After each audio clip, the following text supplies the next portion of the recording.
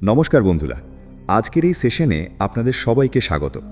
আপনারা যারা regular trade করেন তারা খুব ভালো করেই জানেন যে ট্রেডিংয়ে স্ট্র্যাটেজির চেয়েও অনেক বেশি জরুরি হলো আমাদের মাইন্ডসেট।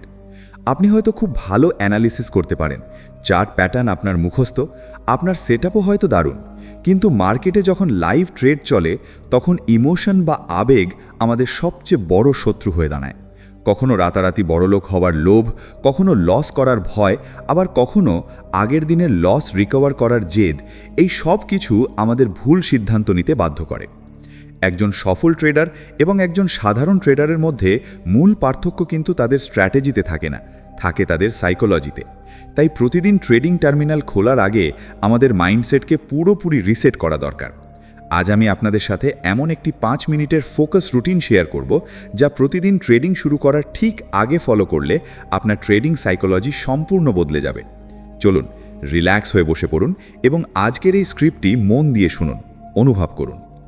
ট্রেডিং হলো এমন একটা প্রফেশন যেখানে আপনার মন যদি শান্ত না থাকে তবে মার্কেট আপনার থেকে আপনার জমানো সব ক্যাপিটাল কেড়ে নেবে।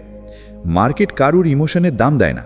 তাই প্রতিদিন সকালবেলা যখন আপনি আপনার ডেস্কে বসবেন, ল্যাপটপ বা কম্পিউটারে স্ক্রিন অন করার আগে আপনার প্রথম কাজ হবে নিজের মনকে শান্ত করা।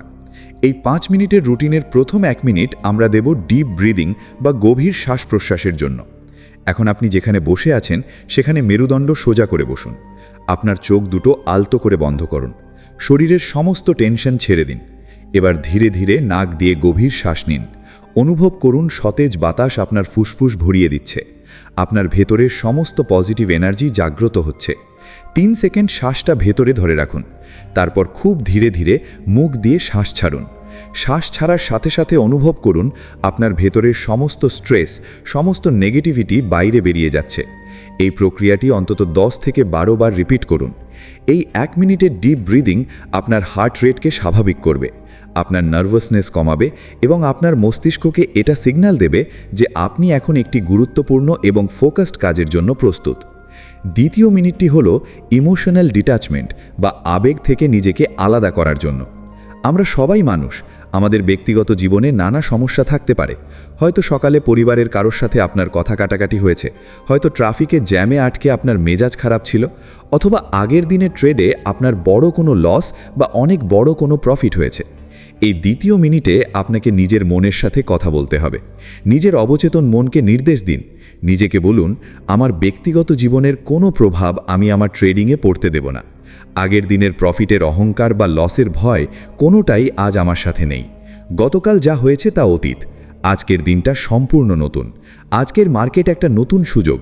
আমি কোনো প্রি প্ল্যান্ড বায়াস বা আগে থেকে কোনো ধারণা নিয়ে আজ মার্কেটে নামব না। মার্কেট আজ আমাকে যা দেখাবে, চার্ট আমাকে যা বলবে, আমি শুধু সেটার ওপর ভিত্তি করেই রিয়্যাক্ট করব।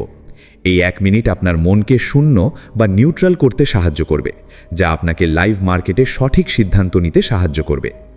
রুটিনের তৃতীয় মিনিট আমরা ব্যবহার করব আমাদের ট্রেডিং রুলস এবং রিস্ক ম্যানেজমেন্ট মনে করার জন্য। চোখ বন্ধ রেখেই আপনার ট্রেডিং প্ল্যানটা একবার মাথায় পরিষ্কারভাবে সাজিয়ে নিন। নিজেকে প্রশ্ন করুন এবং উত্তর দিন। নিজেকে বলুন, আজ আমার ম্যাক্সিমাম লস লিমিট বা স্টপ লস কত? আমার ক্যাপিটালের কত শতাংশ আমি আজ রিস্ক নেব?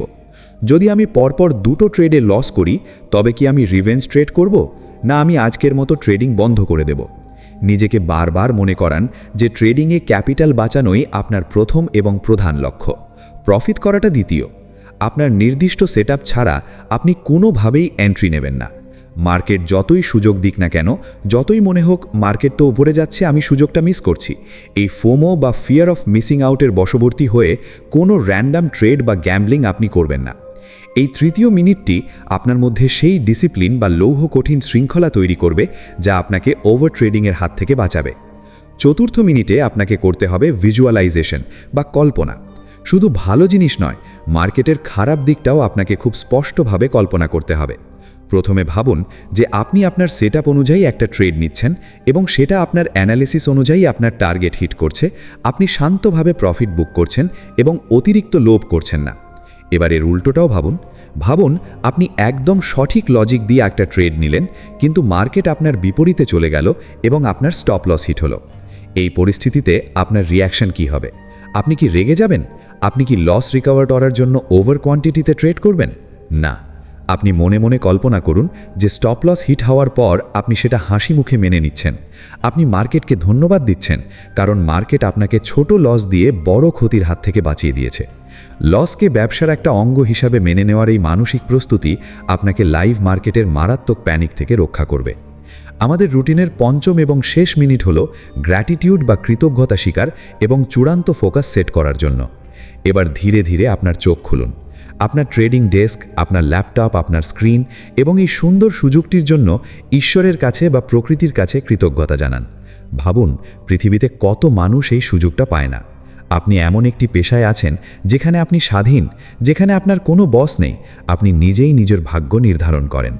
এই স্বাধীনতাকে সম্মান করুন। এবার স্ক্রিনের দিকে তাকান, চার্টগুলো ওপেন করুন। নিজের মনকে দৃঢ়ভাবে বলুন, আমি একজন প্রফেশনাল এবং ডিসিপ্লিনড ট্রেডার। আমি মার্কেটের সাথে লড়াই করতে আসিনি, আমি এসেছি মার্কেটের ফ্লোয়ের সাথে চলতে। আজ আমি আমার প্রসেসকে 100% ফলো করব। রেজাল্ট আমার হাতে নেই, কিন্তু প্রসেস আমার হাতে আছে। আমি আজ শুধু আমার প্রসেসের ওপর ফোকাস করব। এই 5 মিনিটের সহজ কিন্তু অত্যন্ত শক্তিশালী রুটিনটি যদি আপনি প্রতিদিন ট্রেডিংয়ের আগে রিলিজিয়াসলি ফলো করতে পারেন, তাহলে আমি গ্যারান্টি দিচ্ছি কয়েক সপ্তাহের মধ্যেই আপনার ট্রেডিংয়ের রেজাল্ট জাদুকরীভাবে বদলে যেতে শুরু করবে। আপনার ইমোশনাল কন্ট্রোল অনেক বেশি মজবুত হবে। মার্কেট আপনাকে আর ভয় দেখাতে পারবে না বা লোভে ফেলতে পারবে না। মনে রাখবেন, ট্রেডিং কোনো স্প্রিন্ট নয়, এটি একটি ম্যারাথন। এখানে টিকে থাকতে হলে আপনার মাইন্ডসেট হতে হবে পাথরের মতো শক্ত এবং জলের মতো ফ্লেক্সিবল। আশা করি আগামীকালের ট্রেডিং সেশন থেকেই আপনি এই রুটিনটি নিজের জীবনে প্রয়োগ করবেন এবং একজন সফল ট্রেডার হওয়ার পথে আরও এক ধাপ এগিয়ে যাবেন। আপনার ট্রেডিং জার্নি সুন্দর এবং সফল হোক। শান্ত থাকুন, ডিসিপ্লিন মেনে চলুন এবং নিজের অ্যানালিসিসের প্রতি বিশ্বাস রাখুন। আপনাদের সবার জন্য অনেক শুভকামনা রইল।